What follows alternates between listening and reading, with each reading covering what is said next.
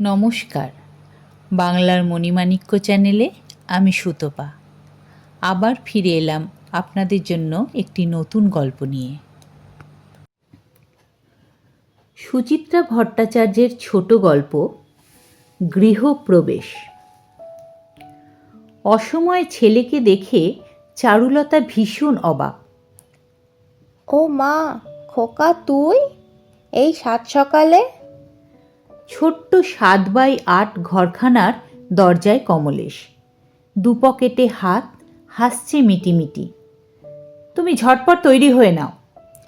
কেন রে? কেন আবার? তোমায় নিয়ে যেতে এসেছি। কথাটা ঠিক বিশ্বাস হচ্ছিল না চারুলতার। জেগে জেগে স্বপ্ন দেখছেন না তো? নাতি নাতনিকে দেখার জন্য কবে থেকে হেঁদিয়ে মরছেন। সেই পুজোর সময় অষ্টমীর দিন নিয়ে গিয়েছিল কমলেশ। সেও প্রায় 6 মাস হয়ে গেল। কমলেশ শেষ এসেছিল হপ্তা 3 আগে। তখন একবার প্রসঙ্গটা পেরেছিলেন, ছেলে হুঁ হাঁ করে এড়িয়ে গেছে। আজ কি এমন ঘটনা ঘটল যে নিয়ম ছাড়া সময়ে ঘোড়ায় জিন লাগিয়ে হাজির কমলেশ? প্রশ্ন করতে গিয়ে তোতলা হয়ে গেলেন চারুলতা। এক্ষুনি যাব? এক্ষুনি, ঠিক কাটায় কাটায় 10টায় পুজো আরম্ভ। কিসের পুজো? আমার গৃহপ্রবেশের। ও তাই বল। চারুলতার পলকে মনে পড়ে গেল আজ অক্ষয় তৃতীয়া। এমন শুভ দিনেই তো বাড়ি ঘরে ঢুকতে হয়। চোখ বড় বড় করে তাকালেন চারুলতা। তোর ফ্ল্যাট তাহলে হয়ে গেল? পুরো কমপ্লিট হয়নি, ভেতরে এখনো অনেক কাজ বাকি। অকৃত্রিম খুশিতে মন ভরে উঠেছে চারুলতার। আনন্দিত সুরে বললেন, আগের দিন যখন এলি তখনও গৃহপ্রবেশের কথা কিছু বলিসনি। তখনও দিনক্ষণ কিছু ঠিক হয়নি। আরে বাবা, ফ্ল্যাটটা তৈরি হয়ে এসেছে সেটা তো অন্তত বলবি। তোমায় সারপ্রাইজ দেওয়া গেল। চারুলতার সিঙ্গেল বেড খাটখানায় বসতে গিয়েও বসল না কমলেশ। গাল ছড়িয়ে হাসল। তুমি শাড়ি বদলে নাও, আমি ততক্ষণ তোমাদের অফিসের ফর্মালিটি সেরে আসি। বলেই কমলেশ হাঁটা দিয়েছে কেজো পায়ে। ছেলে মিলিয়ে যাওয়ার পরও চারুলতার 2 চোখ দরজায় স্থির। শরীর জুড়ে হঠাৎ এমন কাঁপুনি আসে কেন? নয় নয় করে 4 বছর হয়ে গেল এই বৃদ্ধাশ্রমে। 9 মাসে 6 মাসে ছেলে বাড়ি নিয়ে যেতে এলে তীব্র রোমাঞ্চ হয় বটে, কিন্তু আজ অনুভূতি যেন একটু অন্যরকম। হৃৎপিণ্ড লাফাচ্ছে, চারুলতা লাভ ডুব শুনতে পাচ্ছেন। কেন রে চারু? খাবার ঘরে সকালের টিফিনের পালা শুরু হয়েছে। করিডোর ধরে একে একে চলেছেন বৃদ্ধারা গুটি গুটি পায়ে। এখানে কারুর জন্য কারুর অপেক্ষা করার প্রথা নেই। নির্মলা, কিরণ, শান্তি এ ঘরে এক ঝলক উঁকি দিয়ে এগিয়ে গেলেন। জলখাবারটা কি সেরে আসবেন চারুলতা? নিদেন পক্ষে চা? থাকবে, সকাল তো এখন একবার চা হয়েই গেছে। এখন আর গলা দিয়ে কিছুই নামবে না। চারুলতার ঘরে আসবাব খুবই কম। দেওয়াল আলমারি, স্টিল র্যাক, এক সেট টেবিল চেয়ার, এক কোণে ঠাকুরের সিংহাসন, অন্য কোণে জলের কুঁজো আর খাট। ব্যাস, এতেই ঘর প্রায় সবটা জুড়ে গেছে। নড়াচড়ার বিশেষ জায়গা নেই। টানা দড়িতে শাড়ি, সায়া, গামছা, দেওয়ালে সিংহবাহিনীর ছবিওয়ালা 1 পাতার ক্যালেন্ডার। মাথার দিকে দেওয়ালে সার সার বাঁধানো ফটো। মধ্য যৌবনে অবিনাশ, পাশে মোটামুটি সুষ্টি চারুলতা, অবিনাশের কোলে খোকা, চারুলতা আর অবিনাশের মধ্যিখানে বুলবুলি টুলটুলি। অবিনাশের একক ছবিও আছে একখানা, প্রৌঢ় বয়সের। শেষ বয়সে অবিনাশের আর ছবি তোলা হয়নি।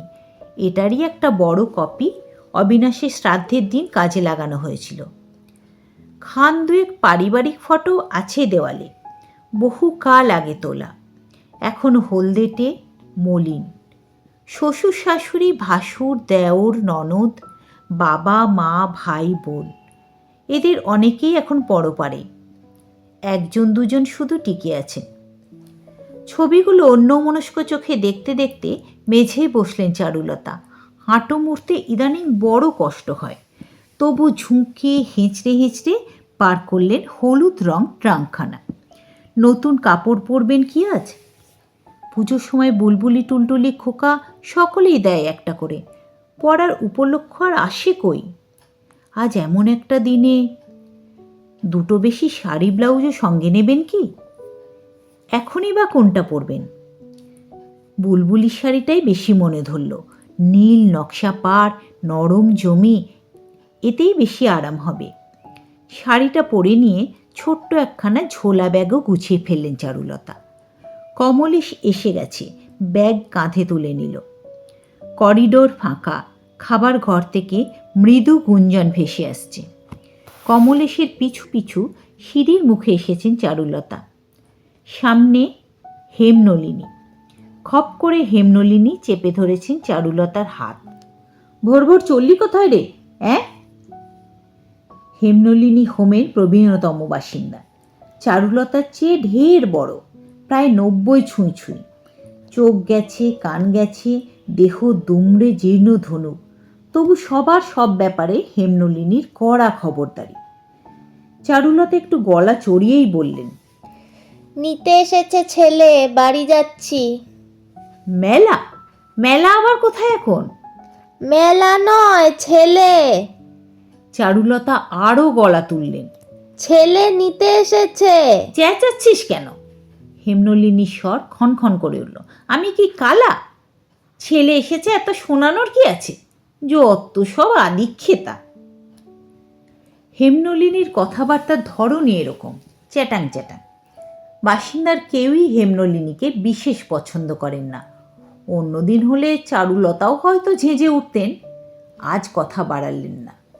চিত্ত প্রসন্ন বলেই বুঝি মনে কিঞ্চিত মায়াও জাগল। আহা, কতকাল কেউ হেমদিদির খোঁজ নেয় না। ছেলে, ছেলের বউ, নাতি নাতনি কেউ না। অন্যের ঘরে আপনজন এলে হেমদিদির তো মনে লাগবেই। হেমনলিনীকে পেরিয়ে চারুলতা বৃদ্ধাশ্রমের বাইরে এলেন।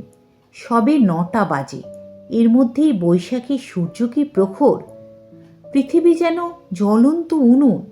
এদিকে ওদিকে সবুজ আছে অনেক, হোমেও গাছগাছালির কমতি নেই, তবু চড়া তাপে চামড়া ঝলসে যায়। কমলেশ কম্পাউন্ডের গেটে দাঁড়িয়ে পড়েছে। ঘড়ি দেখতে দেখতে বলল, দাঁড়াও, একটা ট্যাক্সি ধরে আনি। ট্যাক্সি কেন রে, বাসই তো ভালো। চারুলতা হা হা করে উঠলেন। ছেলের সংসার থেকে কবেই সরে এসেছেন, তবু এখনও তার জন্য ছেলের অপব্যয় বুঝি সহ্য হয় না। বললেন, এখন বাসে তেমন ভিড় হয়নি, আমি খুব উঠতে পারবো। না না, দেরি হয়ে যাবে। ঠাকুরমশাই 9:30টার মধ্যে এসে পড়বেন।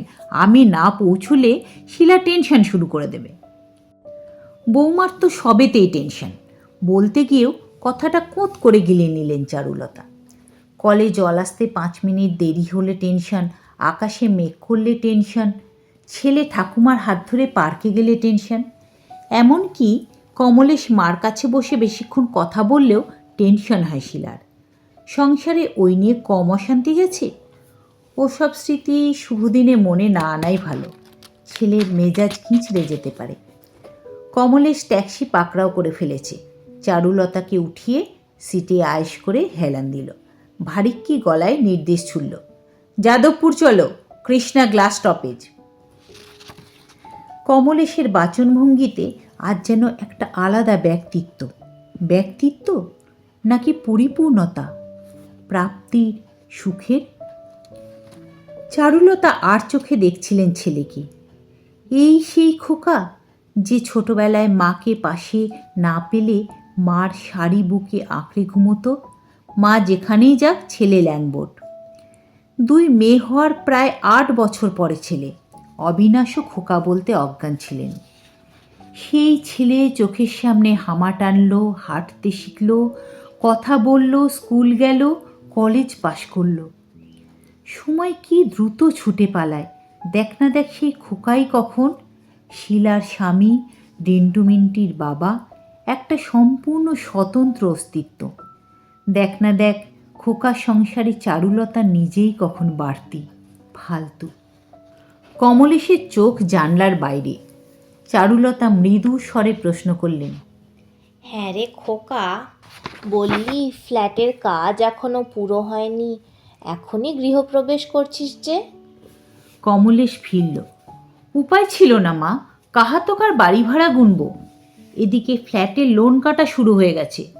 2 ধাক্কায় একেবারে জেরবার অবস্থা। ঢুকে গিয়ে এবার আস্তে আস্তে ফ্ল্যাটের ফিটিংসগুলো করব। ঢুকে পড়লে বাকি কাজ শেষ করার অসুবিধা হবে না? তা হোক, টাকাগুলো তো বাঁচুক। হিসেব করে দেখলাম সংসারের কোনো খরচই তো কাটিল করতে পারবো না, মাত্র ওই ভাড়াটুকু নিয়েই যা। কথাটায় চারুলতা ঈষৎ সংকুচিত বোধ করলেন। ছেলে হয়তো কিছুই ভেবে বলেনি, তবু কোথায় যেন কাঁটা ফোটে। বৃদ্ধাশ্রমে মাস মাস 650 করে পড়ে। চারুলতা উইডো পেনশন পান 700। হোমের খরচ মেটানোর পর হাতে কিছু থাকে না প্রতি মাসে, তাই হাতে সচারেক করে দেয় কমলেশ। চারুলতার প্রবল আপত্তি ছিল, নিতে চাননি। কমলেশের মুখ ভার হয়েছিল বলে শেষমেশ আর আপত্তিটা ধোপে টেকেনি। এখন টাকাটা প্রায় বরাদ্দের মতোই হয়ে গেছে। যে কটা খরচ কমানো যাবে না কিছুতেই, তার মধ্যে কি খোকা এই টাকাটাও ধরল? কমলেশ রুমালে চশমার কাচ মুছছে। টেরিয়ে দেখল মাকে। তোমার শরীর এখন কেমন আছে মা? ঠিকই আছে। হোমে ডাক্তার রেগুলার আসছেন? আগের দিন বললে ডাক্তার ছুটি নিয়েছেন।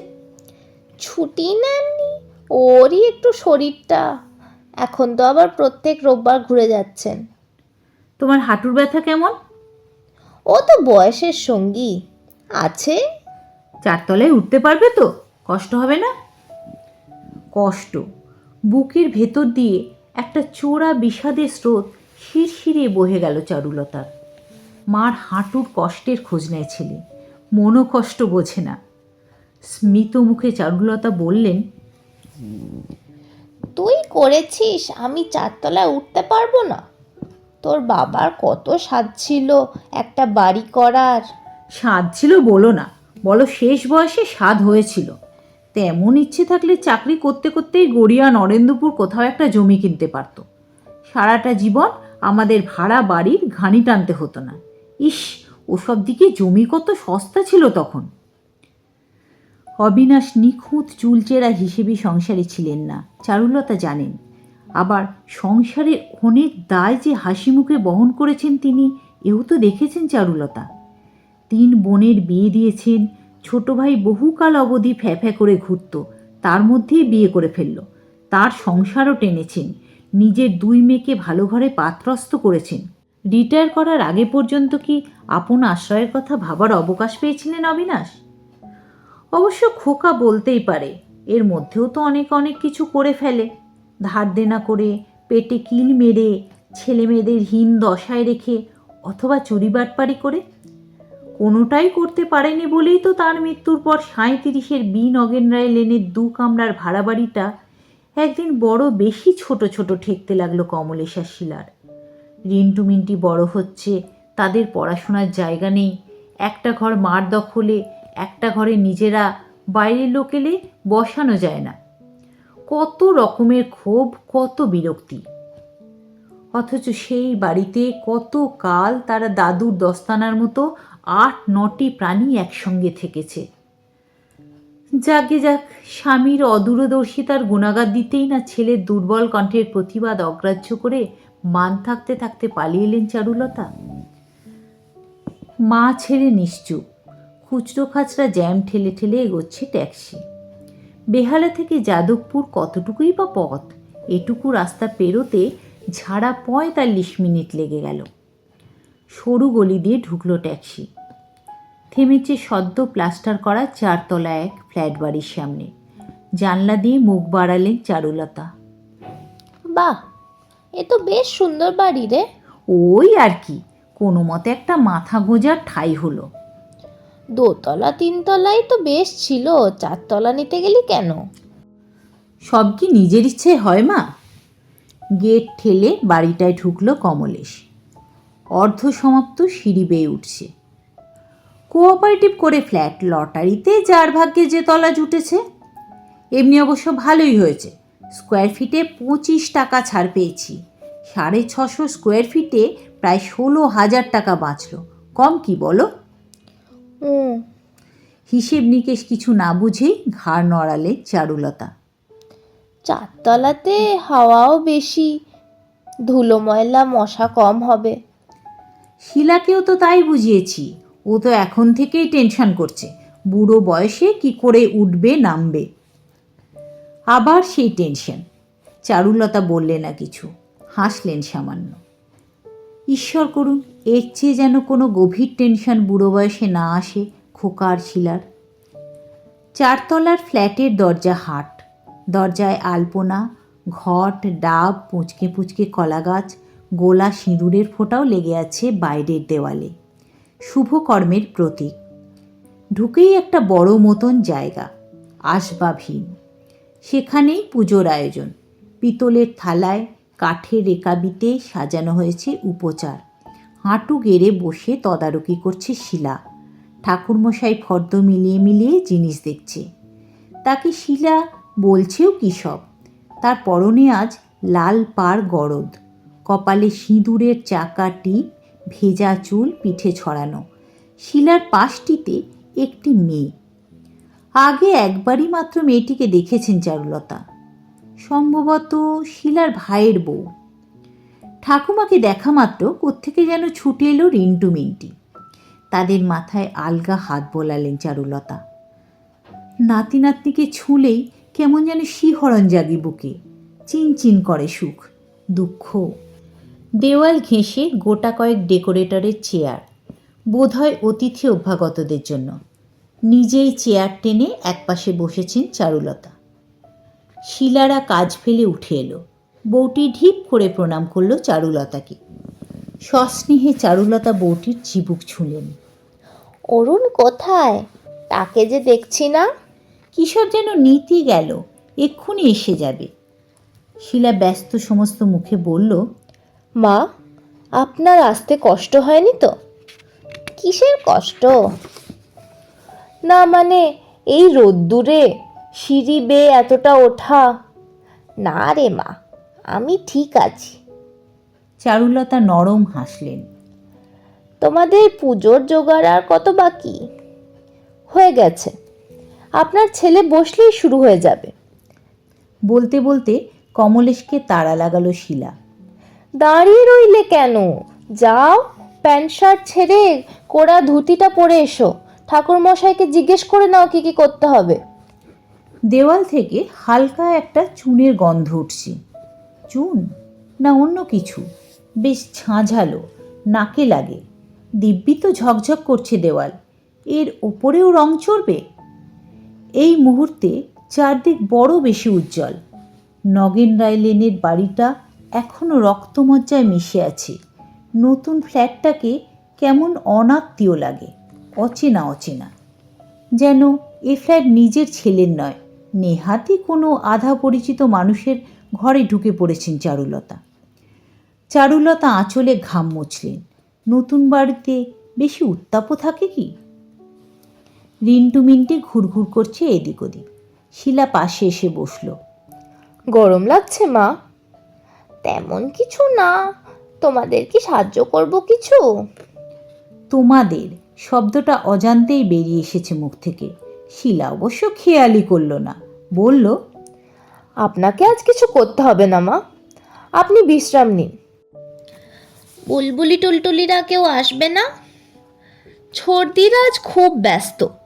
ছর্দির ভাসুরের মেয়েকে আজ দেখতে আসবে। বর্দি জামাইবাবুরা হয়তো বিকেলে। বড় জামাইবাবুর সামনে রিটায়ারমেন্ট, এখন নাকি একদিনও অফিস কামাই করা মুশকিল। মেয়েদের অনুপস্থিতির কারণগুলো মোটেই চারুলতার বিশ্বাসযোগ্য মনে হলো না। দুই মেয়ের কেউই শিলার ওপর প্রীত নয়, চারুলতা জানেন। মনে মনে একটু হতাশ হলেন চারুলতা। মেয়েদের সঙ্গে দেখা হলে একটু অন্য ধরনের ভালো লাগার অনুভূতি হয়। শিলা নিজেই বলে চলেছে, নম করে ছাড়ছি মা, বড় অনুষ্ঠান কিছু করলাম না। কেন করব বলুন? রাজ্যের খরচা বাকি এখনো।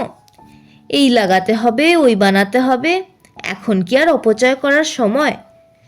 তাও তো নয় নয় করে 30-32 জন হয়ে গেল। আপনার ছেলে 2-4 জন বন্ধুকে বলল উইথ ফ্যামিলি। এদিক থেকে আমার বোন ভগ্নিপতিরাও আসবে। পাশের ফ্ল্যাটের ভদ্রলোকেদেরও বললাম, ওরাই তো এখন থেকে আমাদের প্রতিবেশী। যে কারেন্টের লাইন দিল আজ। আপনার ছেলের খুব ইচ্ছে ছিল ঠাকুর এনে রান্না করার, আমিই নিষেধ করলাম। কেটারারকে বলা আছে ঠিক 12টার সময় সব রেডি করে নিয়ে চলে আসবে, ব্যাচ ধরে ধরে খাইয়ে দিয়ে যাবে। চারুলতার গা ঘেঁষে দাঁড়িয়েছে রিন্টু মিন্টি। রিন্টু ফুট কেটে উঠল। জানো ঠাম্মা, বাবা আর মা কদিন এখন রাতে এখানে থাকবে, এই ন্যাড়া বাড়িতে। শীতল পাটি আর তোষক এনেছে মা, তাই পেতে শোবে।